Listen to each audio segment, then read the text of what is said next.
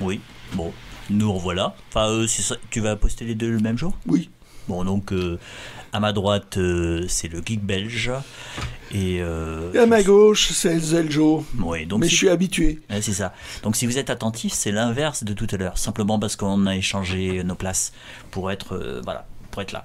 Alors oui, je ne l'ai pas acheté sur le vide-grenier. Hein. Simplement, c'est que j'ai fait le mariole avec ma petite lampe au début, parce que quand on est arrivé, il faisait nuit.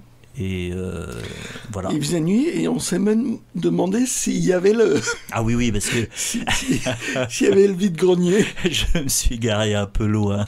Et en fait, il n'y avait pas de lumière dans le bourg. Là, c'est vraiment... je me suis dit, bon, normalement, c'était validé par le site internet. Il devait y avoir ça, mais bon, au début, il n'y avait pas un chat, quoi. Et puis bon, comme il y avait des risques de pluie, un truc comme ça, on s'est demandé si ça n'a pas été annulé au dernier moment. Oui, ça aurait et pu être le cas, oui. ouais, on s'est garé un peu loin. Oui, c'est vrai, je l'avoue.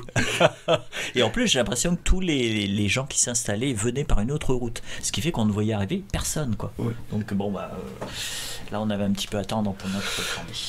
Bon. Et même en repartant, il n'y avait pas tant de monde que ça. Non, non, les gens arrivaient par une autre route. Alors là,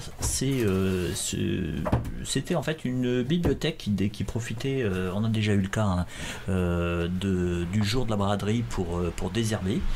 Et donc, c'est ça qui est rigolo. C'était très sympa, ils avaient plein de livres et j'ai l'impression qu'ils avaient fait comme un petit peu comme à l'autre vide-grenier, c'est-à-dire que tous les dons, ils les avaient mis de côté et ils les présentaient ce jour-là. Et donc, je ne suis pas gêné, hein, ils avaient plein de livres de science-fiction, les romans c'était moins intéressant. Et, le problème c'est qu'il y avait des romans d'espionnage du fleuve noir, mais vraiment des très très vieux. Des très très vieux, avec la tête en fait qui n'est pas tranchée. Et donc en fait on voit le papier qui est un petit peu, comment dire, un petit peu écharpé. Ouais, mais on a beau être bon public. Ouais, ça prend de la place. Hein. Puis c'était toujours des très belles couvertures. Hein. C'est vraiment les couvertures. C'est de Gourdon, quoi, toujours. Ouais, toujours. Et puis elles sont légèrement, les tout premiers sont légèrement rouillés un petit peu, les couvertures. C'était chouette. Hein. Ouais. Alors là, bon, moi j'ai pris ceci. Donc, ceci, en fait, c'est une collection de livres dont vous êtes le héros qui est moins connue que celle de Gallimard. Je crois qu'il y en a eu 4 dans cette collection, mais je n'ai pas trop regardé. C'est Haute Tension et c'est la saga du prêtre Jean. Alors, le prêtre Jean, au début, c'était un récit de différents voyageurs au XIIe siècle. J'ai regardé la date quand même. Et je connaissais vaguement l'histoire. Et en fait, après, c'est devenu une sorte de légende. Le prêtre Jean, c'était un prêtre nestorien qui avait fait un royaume chrétien. Et en fait, les gens, dans beaucoup de moments, ils auraient bien aimé que le prêtre Jean les aide pendant les croisades à se battre contre les musulmans. Mais en fait, on n'a jamais trouvé de traces. Et donc là, c'est un livre dont vous êtes le héros, avec les chapitres, hein, classiques. Et en fait, là, vous voyez, ceci, c'est qu'en fait, quand on n'a pas de dés, on peut se servir de ceci pour faire des sortes de tirages aléatoires. Ça peut aider. C'est-à-dire que on est là, normalement on a un tirage de dés à faire, hop, on fait ça, tac, quand ça s'arrête, voilà, on a le résultat du tirage. Ah d'accord, c'est en feuilletant rapidement, quoi. Oui, c'est ça, moi je le faisais comme ça, je trouve que c'est pas exactement la règle, mais moi je le faisais comme ça. Et comme ça, vous n'avez même pas besoin de dés, et c'est très pratique quand vous êtes au lit, et puis c'est plus difficile pour tirer les dés. Donc là, je suis très content de l'avoir trouvé. À l'époque, ça coûtait 22 francs 50. Voilà. Et alors les autres, en fait, on vous a déjà montré des livres de cette collection-là. Donc c'est Le Masque Noir. Hop. Alors moi j'ai pris John Brunner parce que j'adore John Brunner. Tanetli, j'avais dû lire un livre de fantasy. Et Ne mord pas le soleil, il me semble que je l'avais vu dans une bibliographie où c'était un bon roman. Hop, celui-ci aussi. Alors tu me disais que c'était À cri à deux mains. Là peut-être pas, mais parce que je crois que sa femme était décédée. Mais c'était un couple, il me semble qu'il travaillait en couple, il me semble. Ah, okay. Et puis bon, j'en ai entendu parler en bien, oui. Sauf que j'ai toujours pas lu. D'accord. J'en ai toujours pas lu, j'en ai plusieurs, mais j'ai toujours pas commencé. Alors si vous voyez bien là, vous voyez cette reste de colle des étiquettes de prix Rallye. Et en fait, elles sont beaucoup plus difficiles à enlever que d'autres. Là j'ai bien réussi parce que ça venait de, je crois que c'était Leclerc. Je crois. Et tu as utilisé quoi? C'est de l'alcool? Oui, l'alcool ménager. Arôme pomme, toujours. Ouais. Mélange de essence F et d'alcool ménager. Ouais, je crois, oui. Je pense que je vais être obligé d'y aller avec un truc un petit peu plus brutal. Donc là, on retrouve les fleuves noirs anticipation des années 80. Donc là, c'est Gilles Thomas. Et j'ai mon ami de Blois. J'ai dit le nom de la ville. L'homme bibliovore, l'homme qui mange les livres, qui m'a dit que c'était très sympa à lire. Gilles Thomas. Une pub. Voilà, une pub. Alors, c'est pub pour Air Inter. Voilà. 30 escales en France, 1 heure de vol en moyenne, un décalage toutes les 4 minutes. Bon. Une autre époque. Une autre époque. Et là, un petit Serge Brussolo. Alors, Serge Brussolo, généralement, je les prends. Ça m'arrive d'avoir des doublons, mais bon, je sais qu'il y a le geek belge. Il en a lu quelques-uns. Celui-ci, je l'ai pas. Parce que c'est vrai que c'est... Naufrage sur une chaise électrique. Alors, c'est toujours déjanté. Ces romans au fleuve noir sont un peu moins maîtrisés. Des fois ils se finissent à la one again, mais c'est toujours surprenant, on va dire. Et il écrit très bien. Moi, je trouve que j'aime bien son style. C'est incisif, il a des images qui sont très fortes. J'en ai lu un tout petit peu à cause de toi, et effectivement c'est pas mal. Hop là, alors là sur 2 stands, hop. Il était en manque. J'en trouve plus, machin. Et voilà, j'ai eu ma dose. Alors bon, rien qu'en voyant les couvertures, je me disais, bon, ceux-là, je pense que je les ai. Effectivement, je les ai, mais c'est pas grave. Parce qu'en fait, c'est comment dire. Déjà, il y a celui-ci. Le geek belge m'a fait remarquer, et il a parfaitement raison. Vous voyez, il n'y a pas le logo qu'on peut retrouver sur les autres. Alors, j'y connais rien, mais ça, je m'en suis souvenu. Voilà, donc en fait, ici aussi. C'est pas encore la maquette définitive. Oui, c'est ça. Je crois j'avais déjà expliqué ça lors d'un dernier épisode, mais bon, là, vous pouvez le voir. On peut voir vraiment les différences entre les deux maquettes. Je les ai déjà, mais en fait bon, je les ai pris quand même parce que maintenant c'est automatique, je prends tout parce qu'il y a Ayok qui est intéressé. On a plein de gens que ça peut intéresser, donc on peut les prendre presque les yeux fermés. On arrivera toujours à trouver quelqu'un qui apprécie ça. Oui, puis maintenant il y a le projectionniste qui est dans la boucle et qui en fait est intéressé par ça aussi, donc j'ai sa petite liste et puis bon, j'essaie d'en trouver. Voilà, donc ça. Puis en plus, souvent quand j'ai un exemplaire qui est vraiment en état premium, on joue mais avec difficulté parce que plus vous jouez, plus vous l'abîmez. C'est un petit peu comme un vinyle, quoi. Et là, ceux-là, ils sont un petit peu abîmés. Avec remords. Oui, c'est ça. Ils sont un petit peu abîmés, donc c'est pas grave. Vaut mieux à la limite jouer avec celui-ci et l'abîmer que utiliser celui qui est nickel et qui est la première édition. C'est pas cruel pour ceux qui l'ont pas. Est-ce que je suis capable de le déchirer devant eux? De jouer avec. Quelle horreur. C'est quand même aussi fait pour jouer avec ces livres-là. C'est un petit peu ceux qui ont des livres et qui ne les lisent pas. C'est bon. Côté pleurer la bouche pleine. Oui, c'est ça. Alors là... ça, c'est toi tu l'as pas trouvé celui-là. Oh, mais j'allais le dire, promis. Tu me crois au moins? Non. Donc voilà, ça c'est le geek belge qui me l'a trouvé. Et simplement, c'est toujours le fameux stand où toutes les bandes dessinées venaient d'un désherbage. On voit encore les petites étiquettes qui est là. Ouais, il y a du boulot là. Et c'est vrai qu'on en avait parlé. Moi, cet auteur-là, j'en ai aucun.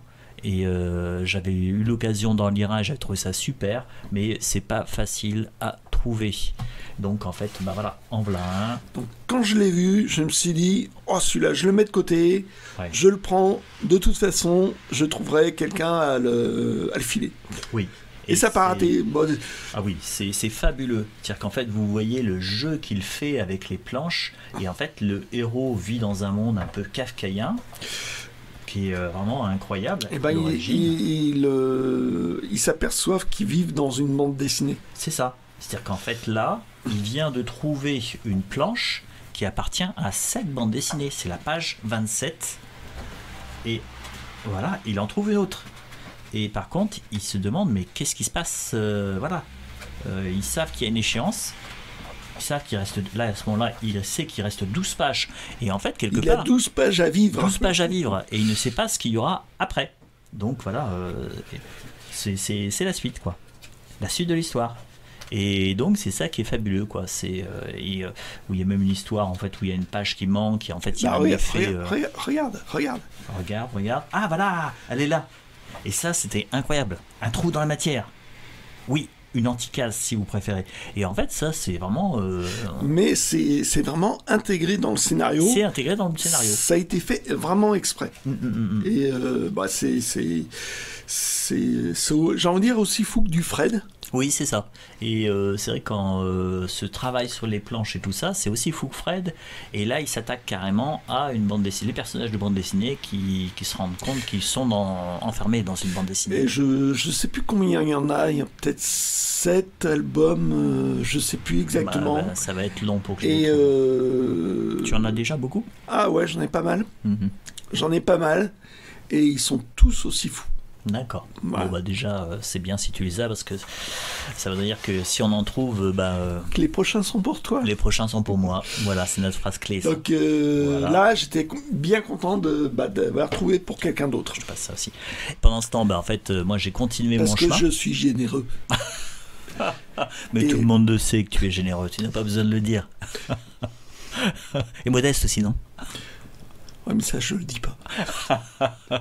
Donc, pendant que le Geek Belge était en train d'écrémer tout ce petit stand avec les bandes dessinées.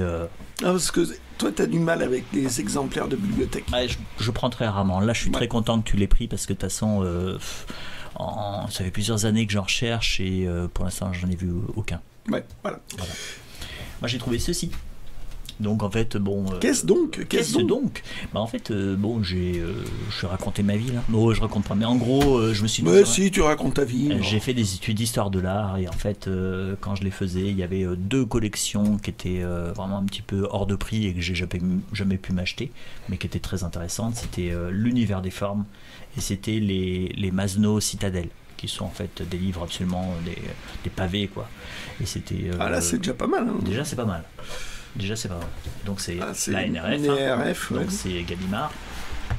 Et c'est une vieille collection. Oui, quand même. c'est NRF, ça veut dire Nouvelle Revue Française, parce qu'à l'origine c'était une revue et ils ont sorti après des livres. Et c'est un livre luxueux pour l'époque. Hein. Ah oui, totalement. Et en fait c'est un livre. C'est carrément noir et blanc. Non, il y a du tout. Non, il y a. Et en fait c'est l'histoire de l'art en fait. Et là c'est sur l'art celte. Donc là on retrouve le. Hop. Vous voyez, il y a des ailes au casque. Comme un. Vaut mieux que ce soit au cul. J'ai 2 ailes au cul. Ouais, bravo. Là vous avez des fibules. Alors les fibules c'était pour accrocher les manteaux. C'était. Hop. Et. Ça tu l'as pas montré à Ariok, hein? Non, je l'ai pas montré. Non, je l'ai pas montré. Ouais, il pouvait pas voir, mais ça c'est un truc. Voilà. Et je trouvais ça chouette. Ah oui, c'est super chouette. Et en fait, le prix c'était 2 € quoi. C'était 2 €. Donc là, je pouvais pas le laisser derrière moi. Je l'ai pris. Et là, je suis super content. Sur les Celtes, là, c'est super. Hop là. Attention, ça va. On le met sur la pile. Et j'en ai d'autres. Alors j'ai pris ça aussi. Alors, je l'ai pas nettoyé celui-là. Ouais. Vraiment dégueulasse. Je trouvais ça sympa. C'était les tribulations d'un préfet alsacien. C'est vraiment une biographie. Et des fois, il y a des gens qui ont des vies absolument incroyables. Il y a même de la poussière en fait. Il va falloir tout nettoyer, tout ça, brosser. Tout. Ah oui, attends, faut bien vous montrer. Voyez pas, mais il y a quand même de la poussière. C'est-à-dire que le livre est resté tellement longtemps sur le rayonnage, ça n'a pas été nettoyé, qu'en fait la poussière s'est mise sur la tête. Et souvent, c'est comme ça qu'en fait l'humidité se dépose, la poussière se dépose, il y a de l'humidité, et en fait, vous avez des petites taches de rousseur qui sont sur la tête, alors que vous en avez ici, il y en a beaucoup moins, et là non plus. Bon. Donc, je vous rappelle le vocabulaire, non? Vous vous en foutez. Bon, ils s'en foutent. On passe. Enchaîne. Allez hop, Coco, on enchaîne. C'est tout ce que tu as à dire sur ce bouquin? Non, simplement je connais pas du tout, mais j'aime bien les biographies. Des fois, en fait, c'est extrêmement bien écrit. C'est un pari pour toi. C'est vraiment un pari. Un petit peu comme je te racontais, hein, le dernier tour en ville, qui est la biographie d'un directeur de l'U, et en fait qui raconte sa vie alors qu'il est en prison. Il est en prison pendant la Seconde Guerre mondiale, et en fait il fait un retour sur lui-même. Là il commence à faire, alors qu'il ne l'avait pas fait avant. Il sait qu'il est en prison pendant plusieurs mois avant son procès.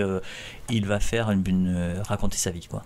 Et en fait, il n'aura pas le temps d'aller jusqu'à la fin de sa vie, parce que, alors que le premier jugement avait été fait, alors c'est très dramatique, hein, il allait prendre 5-6 ans de prison. Donc, être en prison pendant la Seconde Guerre mondiale, c'était pas une bonne idée, parce que déjà, les gens à l'extérieur avaient du mal à manger. Donc, dans une prison, c'était pas possible.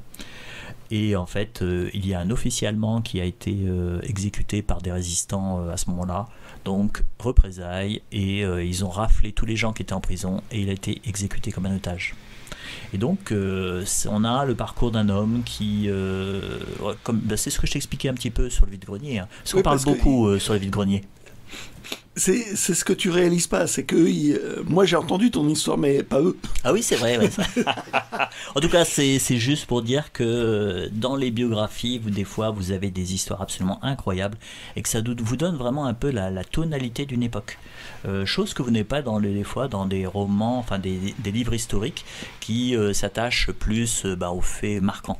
Voilà, c'est pour ça que c'est un pari. On va voir. Hein. Hop là. Bon, il faudra que je le dépoussière parce qu'il est un peu dégueu. Alors ces deux livres, je les ai pris sur un stand. Ils sont en anglais, hein, comme vous pouvez le voir. Simplement, là c'est sur les hélicoptères, là c'est sur l'aviation, et c'est pour mon frère. Je sais pas si ça lui plaira. Bon, on va tenter. Hein. Peut-être qu'il est très branché sur l'aviation. En fait, il est pilote, hein, en plus de son métier. Il est pilote, il a toujours été passionné par les avions. Là, il s'est mis à l'hélicoptère.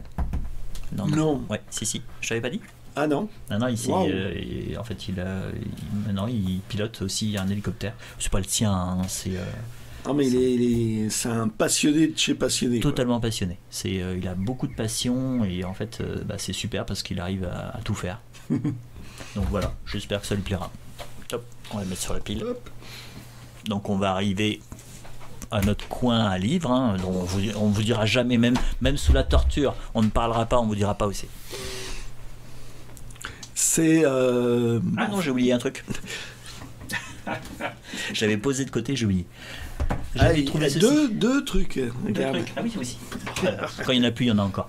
Alors ça, c'est un puzzle. Alors moi, j'adore les puzzles. Bon, j'aime bien Astérix, et à un moment donné, je chinais les puzzles jusqu'au moment où j'avais plus beaucoup de place. Et blasé. Un peu blasé, et je me suis remis à collectionner les puzzles. J'avais une idée de petits podcasts, mais le Guy belge m'a dit non, ça va être difficile. Non, si, t'as trouvé une solution technique ? Non, je sais pas. Bon, on en fera une dessus, c'est marrant. Oui, c'est ça. On s'amuse, en fait, quand j'ai des doubles, on s'amuse à les faire et voir, parce que le problème, quand vous achetez un puzzle sur un vide-grenier, déjà, c'est même pas la peine de poser la question, est-ce qu'il est complet ? Vous pouvez toujours demander. On peut demander, mais on va dire oui, il est complet. Oui, mes enfants ont vérifié. Et en fait, une fois sur deux, il manque des pièces, c'est évident. Mais c'est sympa, moi j'aime bien justement, parce que vous avez un double suspense, parce que bon, vous savez que 250 pièces, vous allez le faire, ou alors vous avez un problème. Un petit peu. Et donc le suspense à la fin, c'est quand il vous reste quelques pièces, c'est est-ce qu'il va être complet. Et c'est la surprise. Et les puzzles Astérix, il y en a tellement que il y en a qui sont pas super bien réalisés. Oui, c'est vrai. Autant les Dargo étaient magnifiques. Celui qu'on a fait il y a pas longtemps là, je me souviens plus de l'éditeur, c'était Nathan ou qui c'était là, je sais plus. Le dessin il était un petit peu à chier, mais c'était un ça peu... sentait le montage machin, mais bon, on fera un podcast là-dessus. Oui, allez, là non, les Nathan, mais celui-là il est sympa. Ouais, hop là. Fred, alors là, celui-ci, c'était pas. On a eu le temps même de faire un deuxième tour, c'est-à-dire qu'on a tout emmené à la voiture, on est revenu. Et ça a été un peu Mister Cobra là. Oui, c'est-à-dire que je l'ai vu, vous voyez, regardez. Parce que je me suis dit, mais c'est pas possible, je le prends. Fred, c'est un Rombaldi. Voilà, c'est un Rombaldi Fred. Voilà. Et en fait, un Rombaldi. Des années 80, ça. C'était, je veux dire, c'était extrêmement cher à l'achat. Voilà. Et vous voyez, ça regroupe 4 albums. Donc, et là, ce qui est particulier, c'est que les 4 albums, c'est pas de la série Philémon. Voilà. Il avait un imaginaire assez dingue. Donc il était capable de faire toutes les séries Philémon, mais il avait plusieurs cordes à son arc. Il avait bossé dans le premier Harakiri. Donc là, il y a quelques dessins d'ailleurs qui ont été tirés dans Harakiri, et toute l'animation qu'il faisait dans le journal Pilote aussi, quoi. Là, vous voyez, en fait, on parlait de lui justement à propos de Mathieu, mais vous voyez, c'est le travail qu'il peut faire sur les planches, en fait, où ça rappelle vraiment Imbattable, hein. C'est incroyable, quoi. Oui, voilà, je veux dire, Imbattable, n'a rien inventé, quoi. Non, pas du tout. Parce que Jousselin n'a rien inventé, mais c'était pas mal. Mais par contre, il le développe bien. Magnifique. Il y a certaines parties, il y a un petit côté Gottlieb aussi, il a joué là-dessus aussi, Gottlieb, sur la girafe notamment. Ah oui, exact. Quand il présente l'animal, la girafe, sur toute la planche. Voilà, donc, et là, c'est ouais. Et il y a toujours un côté, mais vraiment surréaliste chez Fred. Voilà, donc j'étais le premier sur le stand, je l'achète, et je sentais. Et moi, j'ai mis un petit pincement au cœur. J'ai senti le petit pincement au corps du geek belge. Le prochain sera pour moi. C'est ça. Et en fait, en l'achetant, je me disais, bon, de toute façon, je peux pas le laisser sur place. Non. Mais ça me disait quelque chose. Je savais que j'avais un Rombaldi, mais je me souvenais plus s'il y en avait un ou deux qui étaient sortis de Fred. Donc je l'ai pris. J'ai vérifié hier soir, parce que nous faisons le podcast le lendemain. Et voilà, Happy Birthday to you. Est-ce que tu veux que je chante encore? Parce que j'ai chanté en arrivant. Il pleut déjà, donc. Ouais, il pleut déjà, donc je peux chanter. Mais on va passer à autre chose. Monsieur. Donc, j'en ai encore. Hop là. Ah, le coin champignon. Les coins champignons. Et là, il y avait des petites choses très sympas. Là, c'est une collection, donc Nathan, Contes et légendes. Alors, il y a plein de livres. Il y en a sur les. Je parle trop loin du micro. Il y a plein de. Donc, il va falloir que tu travailles encore. Oui. Voilà. Donc, il y en a plein. Il y en a sur les régions, il y en a sur les pays, il y en a sur. Et cette collection-là, c'est la deuxième maquette. C'est-à-dire qu'en fait, vous avez. La première maquette était très ancienne et c'était de la percaline qui était sur le dos. Là, c'est celle des années 50 où c'est de la toile. Et il y a celle des années 70 où carrément tout est blanc. Même tout est blanc, en fait, c'est du plastique pelliculé. Et là, quand c'est sous cette forme-là, il y en a plusieurs qui sont sortis. Je crois qu'il y en a un qui est sorti sur le Pacifique, qui est très rare. Mais il y a eu aussi beaucoup de rééditions. Alors suivant les personnes, on peut préférer. Moi, j'aime bien cette maquette-là avec le tissu parce que c'est celle qu'avait ma mère, et donc voilà, je trouve ça assez sympathique. Même si je reconnais que des fois les illustrations sont pas top. Là, ça va. Là, il regarde du côté de l'enluminure en fait du Moyen Âge. Je sais que le bibliovore, mon ami en fait de Blois, lui il adore ceux qui sont en blanc parce qu'en fait il y a un illustrateur qui l'aime bien dans sa collection. Ah d'accord. Donc c'est là toujours le jeu pour dire qui est quelle marque. Et pour l'intérieur, ça vaut le coup là aussi. L'intérieur en fait ça dépend. Le texte. Souvent le texte, il y en a qui préfèrent les recueils de Grund, qui ont fait aussi beaucoup de recueils de contes. Moi j'aime bien. Alors là, des fois ils trichent, c'est-à-dire qu'en fait ils parlent de contes et légendes, mais des fois simplement ce sont des textes. Notamment quand Contes et légendes de l'Iliade et l'Odyssée, ils ont fait ça aussi. Ils ont juste pris dans le texte. Là, c'est très variable. Les textes, dans certains, les textes sont très bien, sont très sympas. Il y a des très bonnes compilations. Et puis dans d'autres, c'est plus. Jolie illustration. Oui, c'est rigolo. Voilà. Le côté bicolore, comme ça, c'est rigolo. Voilà, donc là, généralement, ce genre de livre, quand vous le trouvez chez un bouquiniste, maintenant, ça se raréfie. Je crois que c'est autour de 8 €, 8-10 €. Bon, bah, celui-ci c'était Peanuts, donc je ne l'avais pas, tout va bien. Hop. Alors, bien Montélé, là c'est KPDP. D'accord. KPDP, c'est vrai qu'il y a eu quelques auteurs qui ont mis à l'honneur ce type de roman. C'est un roman moderne, ça? Oui, c'est ça. Ouais, c'est édition de Fallois. De mémoire, c'est vrai qu'ils ont beaucoup de choses, un petit peu de romans historiques, en fait, cette maison d'édition. Ouais. Et celui-ci, je ne l'ai pas lu. J'en avais entendu parler quand il était sorti. Donc là, c'est impeccable. Hein. Ce qui est marrant, c'est que je me suis aperçu qu'en fait, je lis de moins en moins de fantasy. Et je suis passé plutôt au roman KPDP. Ah ouais, d'accord. Ouais. Et en fait, c'est un retour aux sources, puisqu'en fait, j'adore Alexandre Dumas. Et je crois qu'en fait, à la fois, t'as du panache, et puis ça s'appuie souvent sur des choses historiques. Et bon, surtout maintenant, hein, ils font attention à plus faire d'erreurs historiques. Donc en fait, en plus, on apprend des choses sur l'histoire de France, sur l'histoire de l'Europe. Voilà. Ok.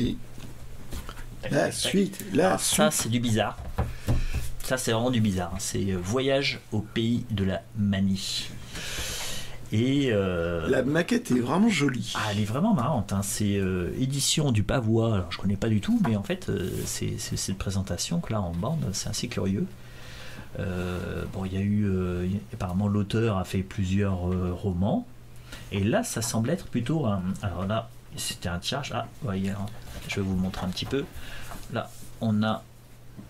C'est l'édition originale et c'est une édition originale numérotée. Wow. Donc là, en fait, souvent ça se présente comme ça. Je pense que vous arrivez à le lire. Hein. C'est l'édition originale de cet ouvrage a été tirée comme suit 8 exemplaires sur papier des papeteries de Rives marqués de A à H, 60 exemplaires sur papier encore spécial numéroté de 1 à 9. Non, L non. C'est 50, non? Ah, j'ai pas vu que c'est un L, j'ai cru un I. Oui, c'est un L, donc 60 de mémoire. Ouais. dont quelques-uns sont réservés aux amis du Pavois, et 900 exemplaires sur papier velin supérieur numéroté de 1 à 900. Et donc j'ai le numéro 89. Alors je sais que souvent il y a les collectionneurs de grands papiers, parce qu'ils cherchent à avoir absolument les numéros les plus petits. D'accord. Oui. Mais souvent, le numéro les plus petits, ils étaient vraiment donnés à des gens, ou alors c'était l'auteur lui gardait les hors commerce, et souvent les premiers étaient donnés, étaient gardés par les. On voit un filigrane là aussi. Ah oui, exact, on le voit là. Ouais. Je sais pas si. Fils et compagnie, Paris. Attends, essaye de le mettre en transparence. Ouais, oui, moi je regardais le livre, la bande dessinée. Ah, est-ce qu'on le voit là? Ouais, on n'arrive pas. Arrache pas la page, s'il te plaît. En gros, mais ça serait plus facile en arrachant la page. Ouais, c'est vrai. C'est Fils et compagnie, Paris. Donc là, ça commence là. C'est Outenin, Chalandre, Ouais. Chalandre, Fils et compagnie, Paris. Ok, donc c'était la personne qui a fait le papier. Et voilà, les illustrations, je trouvais ça très sympa. Ouais, c'est marrant ça. Ouais. Et en fait, j'ai l'impression que il a rassemblé des gens qui étaient un peu bizarres et qui avaient des manies bizarres, des collections, des choses comme ça. Et voilà, ça donne ça. Et ça, c'est vraiment, c'est vraiment surprenant comme truc. Mais c'est ça, quelque part, c'est aussi le plaisir des vides-greniers et puis des coins un petit peu surprenants. C'est que vous tombez sur des livres que vous connaissez pas du tout, et puis vous faites, comme les jeunes, c'est what the fuck. C'est un petit peu ça, quoi. Ah, tu veux faire moderne? Ouais, c'est ça, je fais jeune. Alors là, ça c'est... Ouais, j'entends rien. Ça, c'est le geek belge qui me l'a trouvé. Toi, t'as même pas... Tu vois, je le dis. Ouais, je sais être modeste. J'étais tellement en train de gratter, en train de chercher partout, parce que c'était vraiment un capharnaüm absolument incroyable. À croire que ça a été rangé par Gaston, à mon avis. Et donc, c'était... je prenais du temps. Le geek belge, lui, hop, il a filé. Moi, j'étais plus loin. Moi, j'avais... T'étais plus rapide. J'étais moins gratteur cette fois-ci. Ouais, c'est vrai. Et donc il m'a ramené ceci parce que ça l'intéressait pas. Et ça, c'est très bien que ça l'intéresse pas. Bon, c'est des histoires de scouts, hein, voilà. Avec. C'est c'est du journal Tintin très classique. Oui, c'est ça, mais j'aime bien des fois ces petites histoires un peu classiques. Je trouve que quelque part, comme j'aime bien aussi les films classiques de la même époque, c'est le pendant, quoi. Oui, non, je veux dire, c'est assez classique, mais c'est sympa. C'est pas pour moi un gage de.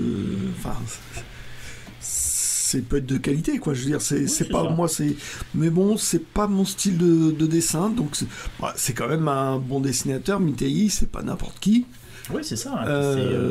Après, le dessinateur, je connais. Le scénariste, Vasseur, ça me dit rien. Moi, je suis pas journal Tintin, moi, je suis vraiment journal Spirou. Ouais. Mais bon, là, c'est une collection, je sais plus ce que c'est collection vedette. Oui, c'est vedette, c'est plus Jeune Europe, là, j'ai l'impression. Voilà. Parce que souvent, Jeune Europe, c'est marqué. Mais bon, il n'y a pas d'indication particulière. Non. Quelle année ça? Parce que c'est encore 69. C'est encore un ancien logo, une ancienne présentation. Il voit rien. Ouais, laisse tomber là. Tu vois, c'est plutôt comme ça qu'il faut montrer. Hein. Ah bah oui, mais bon. Quand on a deux mains gauches. Hein. Ouais, mais moi j'ai deux mains gauches. Et donc voilà.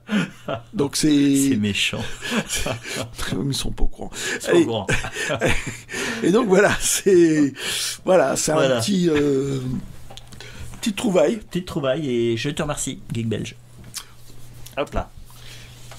J'aurais dû le déchirer devant toi. C'est terrible. Alors j'ai pris ça parce que je trouvais ça marrant, quoi. C'était en fait quand j'ai ouvert un livre, il y avait ça. Avec les compliments de la Texas Petroleum Company et le nom de. Voilà. Et en fait, si vous regardez bien là, on voit Texaco, quoi, en haut là. Ah. C'est rigolo, quoi. Ouais. C'est une sorte de carte de visite, mais très sur un papier comme ça. Donc ben, je me suis dit, allez, c'est bon, je le mets dans un bouquin et puis j'en marque. Je crois même qu'il y a un bouquin que j'ai pris, il y a un super marque-page. Et je l'ai ouvert, il y avait le marque-page, hop, j'ai embarqué le bouquin et j'ai laissé le marque-page bien sûr à l'intérieur. Oh ben là-bas c'est au poids de toute façon. Même pas. Oh, même pas. Alors, plus ou moins. Vous voyez. Ah, c'est une collection, ça. C'est une collection. Avec des petits effets. Des reliures qui font pouic, c'est les reliures qui font pouic. Même pas ça. Non. Ouais, on fait pas trop pouic. Ça, c'est une phrase de Faucheux. Qui est un maquettiste. C'est un maquettiste qui a fait des super maquettes. Regardez là, mais regardez le livre. Il y a le Geek Belge qui avait fait un super travail sur les livres clubs. Ouais, les livres clubs. Il a vraiment travaillé. Il a mis plein d'iconographies. C'est super intéressant. Allez le voir. Et en fait, à la fin, des livres clubs, ça devenait un petit peu n'importe quoi. Et en fait, il y avait ce que Faucheux appelait. J'ai envie de dire, c'était palement imité. C'était palement imité. Et Faucheux appelait ça dédaigneusement. Les couvertures qui font pouic. Voilà. Hop là. Là, c'est un Conan Doyle. Et voilà. Donc. C'est quoi comme Conan Doyle? Parce qu'il a fait plein de aventures de Sherlock Holmes. Ah, c'est un Sherlock Holmes. Oui. Édition de Crénille. Traduit d'anglais. L'escarboucle bleu. Et je l'ai pris alors que j'ai déjà les éditions, l'intégrale en néo, hein, faut savoir, plus dans d'autres éditions. En CLP peut-être aussi. CLP non, pas en CLP. Non, j'en ai un dans la collection du lecteur, j'en ai, j'ai peut-être aussi un bouquin, je crois. C'est un bouquin. Mais j'ai pris celle-ci parce que en fait, quand j'étais gamin, je raconter ma vie, mais ma vie est pas du tout passionnante, hein, je vous préviens. Et simplement, c'est la première édition, c'est l'édition avec laquelle j'ai commencé à lire les Conan Doyle. Ah, d'accord. C'est pour ça que j'ai pris celui-ci. D'accord. Voilà. Ouais, une Madeleine de Proust. Ah, pourquoi j'ai pris ça moi? Je sais pas, parce que c'était les Rose-Croix. Voilà, sur ça. L'Inquisition la Nouvelle Inquisition, je pense que c'est plus sur l'histoire des grosses croix et sur. Voilà, c'est ça. C'est. Bon. Je pense que c'est... Ah voilà. Bah voilà, impeccable, je vais vous montrer le marque-page. C'était ça. Ah. Et là, nous avons catalogué l'élégance. Je trouve ça marrant, quoi. Ça me fait un petit peu penser. Ouais. C'est marrant. Donc voilà, c'était dedans. Mais j'ai pas pris pour le marque-page. Hein. Je me suis dit, tiens, le sujet est intéressant. Voilà, je crois que j'ai tout montré. Oui, j'ai fait le tour. Tu avais des choses à remontrer? Oui, un petit post-scriptum. Post-scriptum, des choses qui avaient été laissées à l'étage en dessous. Ouais. Je crois que j'en ai parlé à la fin du podcast. Allez, vas-y, je montre. Alors, les Beatles, vous connaissez, hein, c'est un groupe de jeunes qui sont dans le vent. Là, c'est un concert à la BBC, parce qu'à un moment donné... En fait, je crois que c'est toute une série d'émissions où ils intervenaient régulièrement, ils jouaient en live. Voilà. Et ce qui est franchement intéressant, c'est qu'en fait, souvent, ce sont des morceaux de leur vieux répertoire quand ils jouaient en Allemagne, quand ils n'étaient pas encore signés chez Parlophone. Et donc un double CD. C'est que tu as commencé à écouter. Oui, j'ai commencé à l'écouter. Ah, j'ai eu peur pour toi. Et voilà. Donc. Alors, l'album Rubber Soul, bon, c'est pas que j'ai en vinyle.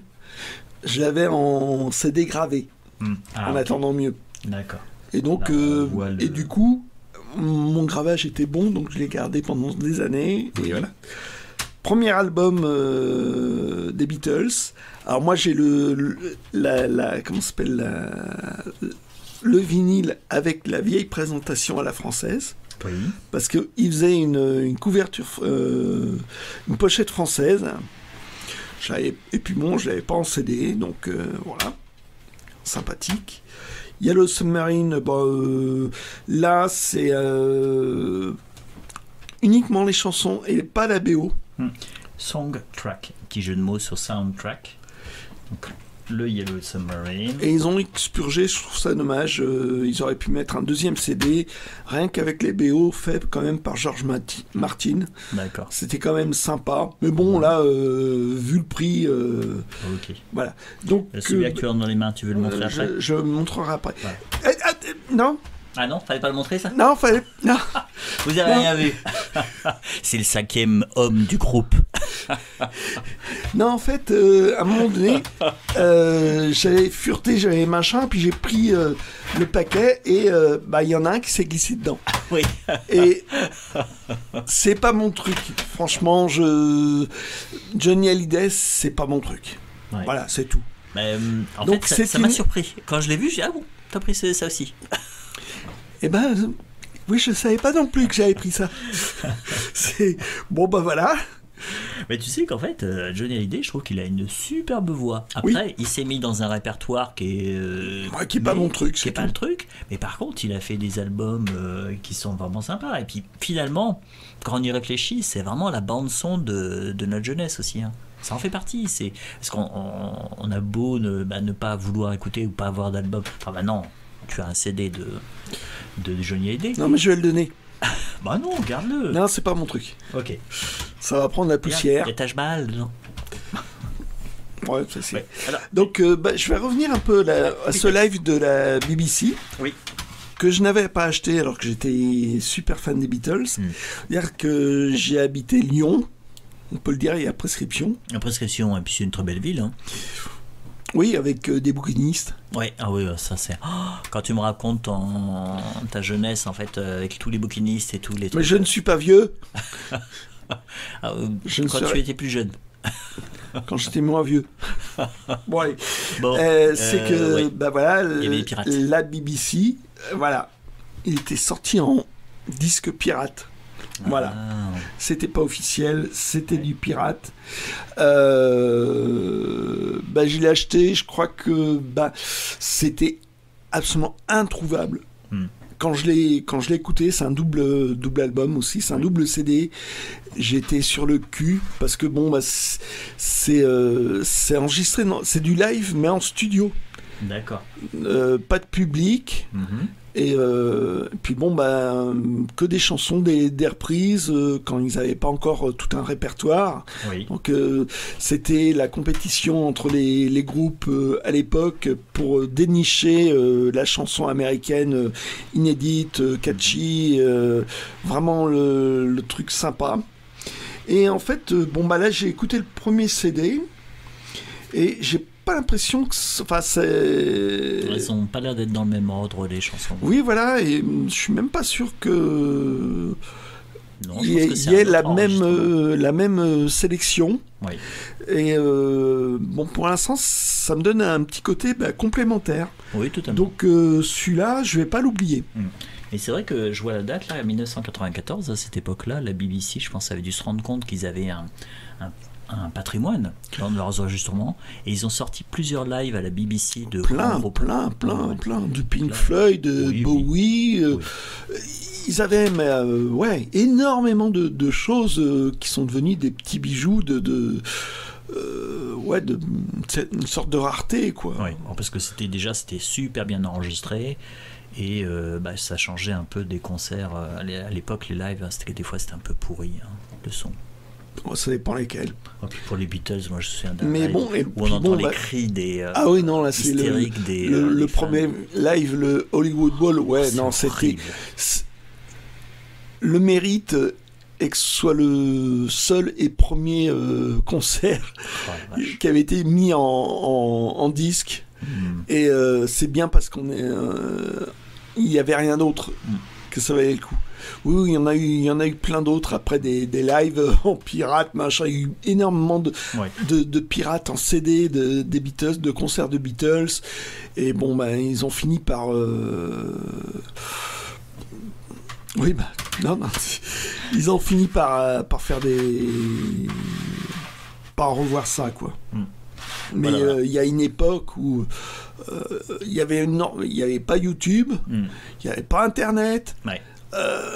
Pour écouter quelque chose qui sortait des albums officiels, c'était extrêmement dur. Ouais. Alors pour la petite histoire, en fait, moi j'ai les Beatles que j'écoutais pas du tout à la maison.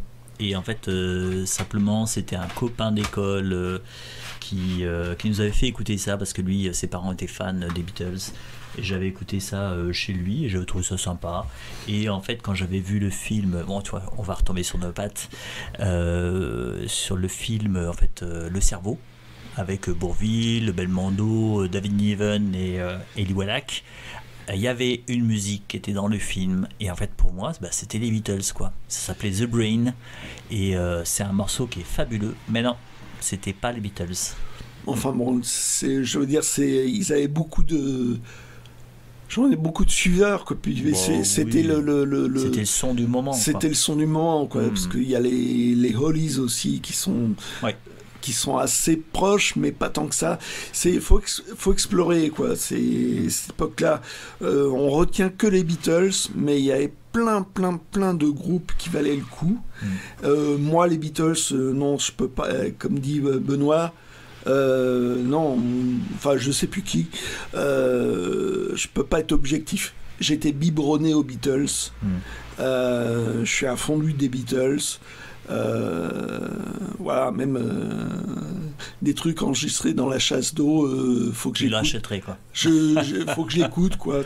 Il y a eu des archives de John Lennon qui étaient sorties dans les années 80-90. Ils avaient fait toute une émission là-dessus.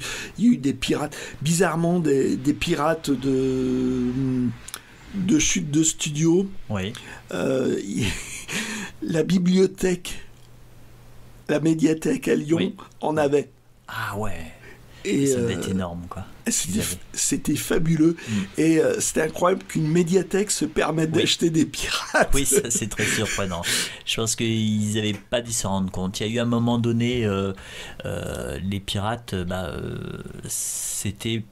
On se rendait pas compte que c'était pirate. Moi, je me souviens avoir eu le patron avait acheté. J'ai travaillé dans un magasin de disques. Le patron avait acheté un fournisseur un peu bizarre. Je pense que il y avait on avait à l'époque, on avait de l'export. C'était Bertus, je crois, ça s'appelait. Et on avait reçu des lives italiens. Des lives italiens. Et bon, les pochettes étaient bizarres, les disques étaient bizarres, et c'était que des lives. Moi, je me suis dit, c'est des pirates, quoi, c'est évident. Disons qu'avec l'arrivée de l'ordinateur, de Photoshop, de trucs comme ça, les lives ont eu une belle présentation. Oui. Avant, il y avait un côté photocopie, c'était vraiment un aspect pourrave. on détectait tout de suite que c'était un pirate. Ouais, après, c'était... Et le son était pourri aussi. Bah, l'un n'empêche pas l'autre, mais je veux dire, les présentations... ils avaient réussi à faire des trucs assez convaincants, quoi. Ah oui, ça... Oui. Un premier regard, c'était convaincant. Voilà. C'est la fin. Bah oui, tu m'as foutu les hontes. Mais je t'ai pas foutu la honte. C'est pas grave. Non. Bon, on va vous laisser. On va arrêter là. Allez, ciao, tout simplement. Mais désolé pour les fans de Johnny. Ah, il a dit j'ai rien contre eux. Allez, ciao. Ciao.